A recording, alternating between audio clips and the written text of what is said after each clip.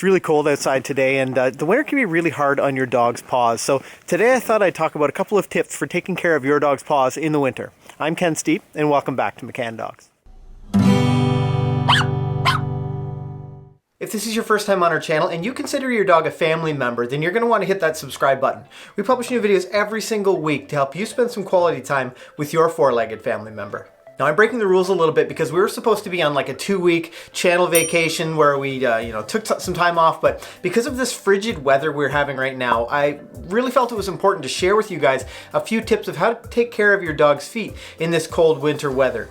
Now, the first thing you might notice is that if you're outside with your dog and they start walking funny, they're doing like a hitching behavior or holding a paw up, or conversely, they're laying down. They're laying down on the ground and just seems so strange because the snow is so icy cold, then your dog is probably doing that in response to having really cold feet. Now, we published a video about a month ago that was a DIY paw protector made with all natural ingredients. It's super easy to make, but it's a really great way of maintaining the moisture in your dog's paws and protecting their feet from some of this inclement weather and some of the de-icing methods. It's something that you need to keep in mind, but there's a few other things that I'd like to talk to you about. First up is prevention. Now, a lot of dog breeds have really hairy toes, so it's no surprise that when they're out in the cold and in the snow and in the ice, that stuff gets trapped in between there. Now, a really simple way to minimize the amount of snow and ice that can get trapped in there is by trimming the fur in between your dog's toes. Now, I have Rad here, our 4-year-old border collie, and I'm just checking in between his toes, and I'm gonna trim just a little bit of the hair from in between his toes to try not to get as much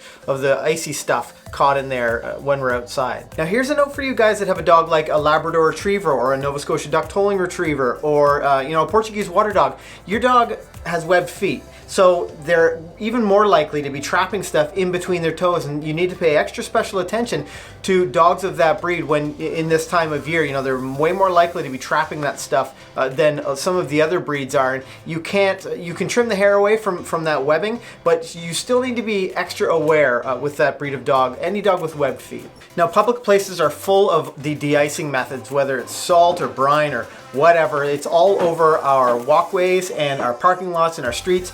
So if you're walking your dog in any places like that, it's really important when you get home to clean their paws off. Some people will keep a bowl of water by the door that they come in with their dog, preferably something with a wide base so it's less likely to tip. But when they get inside, they can dip each one of their dog's feet in there, they can inspect them thoroughly and then dry them off before they bring the dog inside.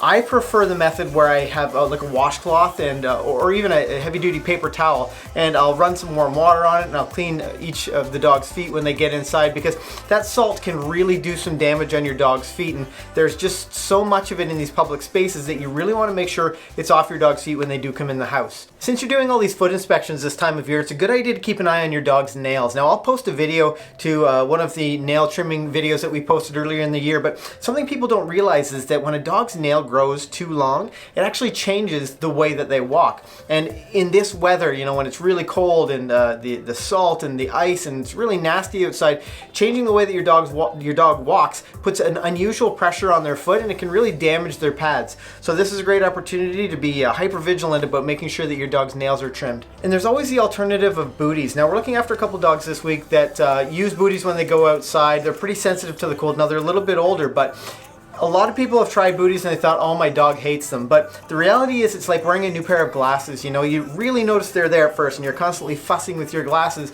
until you just get used to them. So when you try on a pair of booties on your dog for the first time, make it a really relaxed environment and a really rewarding experience. Maybe do it in the kitchen or do it somewhere where it's really low energy, low stress.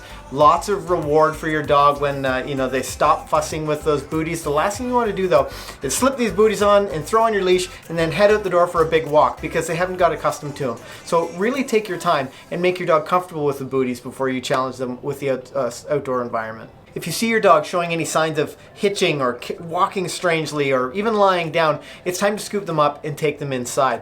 Now, we've posted all kinds of videos about trick training and fun things to do inside with your dog. So, I would really lean on those exercises to get your dog both physically and mentally stimulated and exercised, but keep the outside play sessions a little bit shorter. A lot of dogs are really sensitive to the cold, and you need to keep that in mind. Know your dog. And I want to thank you guys for watching. If this is your first time on the channel, make sure you hit that subscribe button. We publish new videos every single week to help you spend some quality time with your four-legged family member.